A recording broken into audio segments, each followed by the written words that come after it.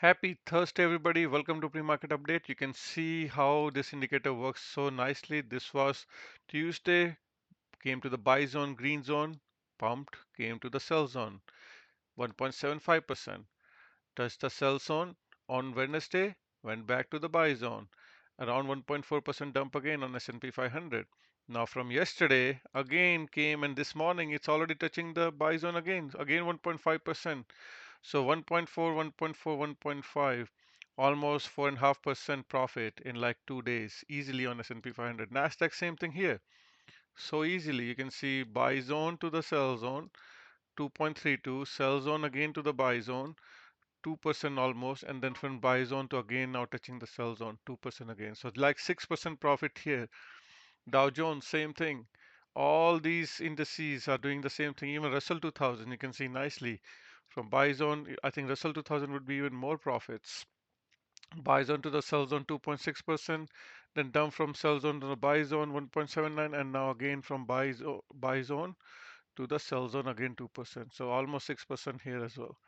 So very easy to trade, guys. You know what to do if you want to know more about this indicator. Subscribe to my channel, click the join button in the description, and let me know your user ID, and then I will add you to members only section where I share these levels every hour with my subscribers. I also tell you what I'm buying. You can see CNQ buying on these touches of green line, already up pre-market 0.6%. Oil is up 1.8%. This is my target, so you can see the levels and when I'm going to take profit. All these details are shared with you. And hit the like button, guys, if you like the content. Let's go back to now cycle analysis.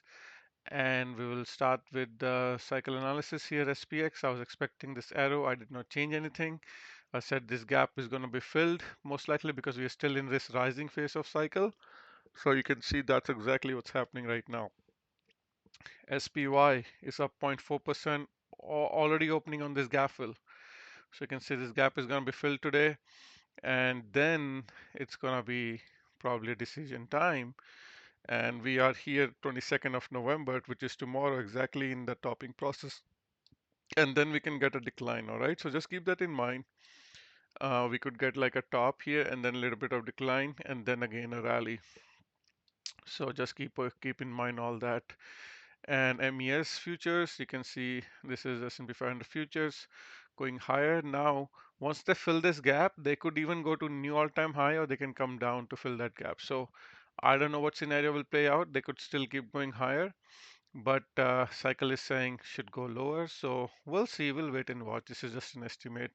Doesn't need to be perfectly right. So we'll see how that comes along. And Nasdaq, same thing here, going higher at triple Qs, trying to fill that gap, very close to filling that gap. So most likely it's going to go fill that gap and then again make a decision. And DX chart, same thing here, going to fill that gap, and next decision will be made after. And this is Dow Jones, again bouncing, same story everywhere. Russell 2000 is also bouncing. Pre-market, you can see all of these are up. DIA gap is here around 437, almost about to fill that gap. RWM had no gap, so it's going to open on a gap up. So we'll see. One thing to note, when these guys are opening on a gap up, all these indices, they could come back after filling that gap because it will be a gap up. They could come down and fill this gap and then decide either to sell off or to go higher. Okay, so keep that in mind. So at the open, if it's still pre-market higher, you could buy put options for a quick profit, in my opinion. All right, let's keep moving to NVIDIA. NVIDIA had an earnings, and initially it was a drop, and then they recovered it. You can see it dropped to like here, 137, 138 area, and then now recovering after up 1.3%. So they will be opening on a gap up. I don't think so. Yeah, you can see still on the same line. If it I don't know. We'll see. I think it could sell off. This is probably a trick. We'll see how this thing plays out. Bitcoin, new highs, keep going higher. Divergence on RSI. PPO is showing still strength. Green lines above red lines, so that's a good sign. Oh, one other thing I wanted to share with you is regression chart. Here you go. Let's quickly look at Bitcoins for now.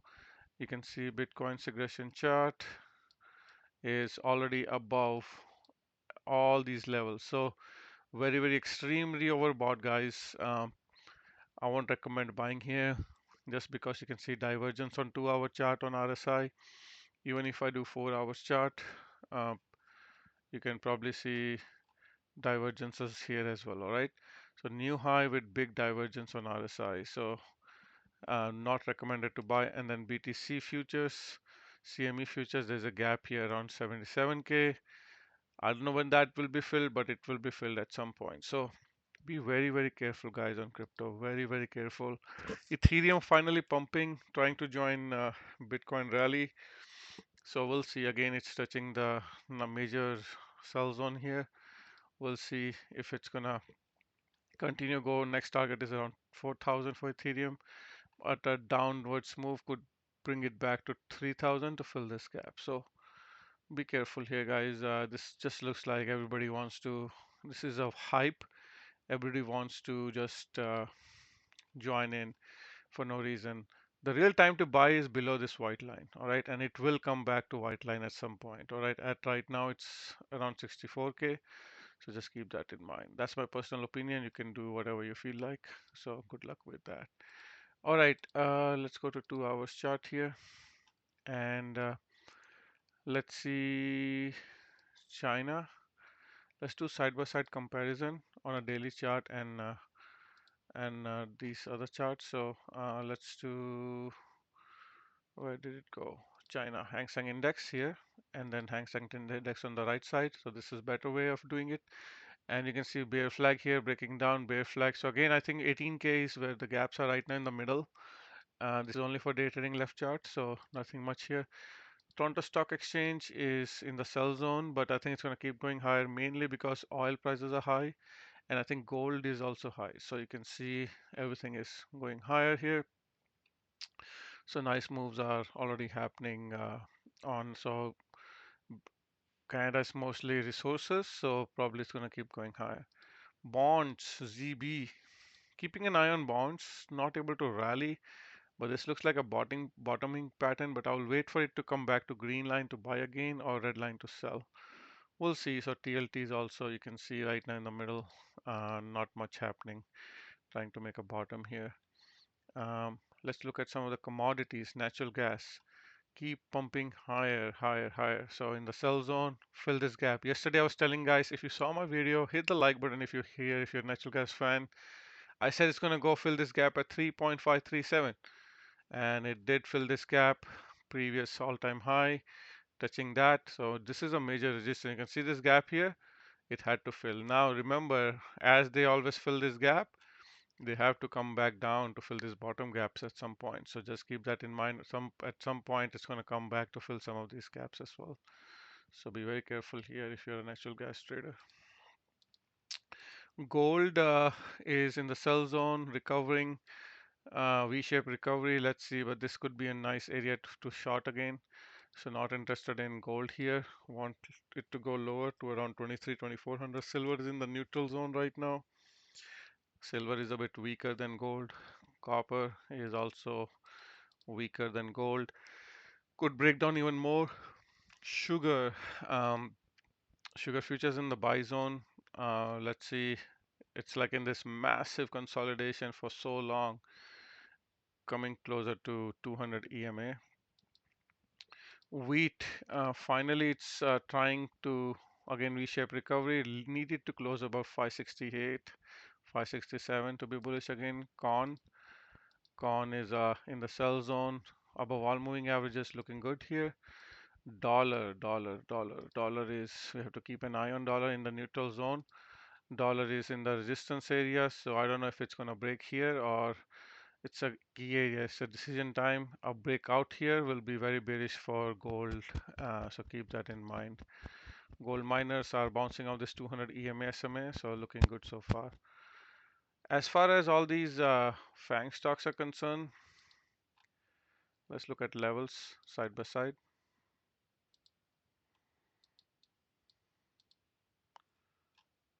There you go. Apple is near sell zone. Not interested to buy. Microsoft came to the buy zone yesterday and now bouncing already. So this was an area to buy and nice recovery from after touching 200 SMA.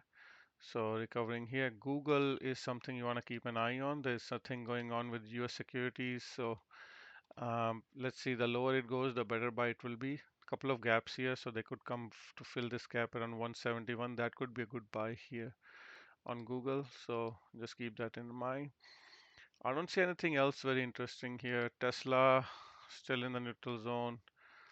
AMD again, all these are bouncing after NVIDIA's UNH and Lilly multiple gaps up.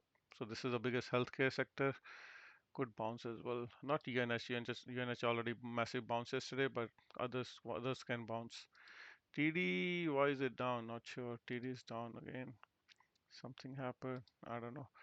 CNI, nice pickup. Looks like a bottom here. This could be a bottoming candle. 7 count self buy signal could be bouncing here. CNI on the buy zone came to the buy zone yesterday and still in the buy zone, so could have massive potential to go higher. All right, so lastly, let's look at VIX. VIX is after massive bounce coming down, $16.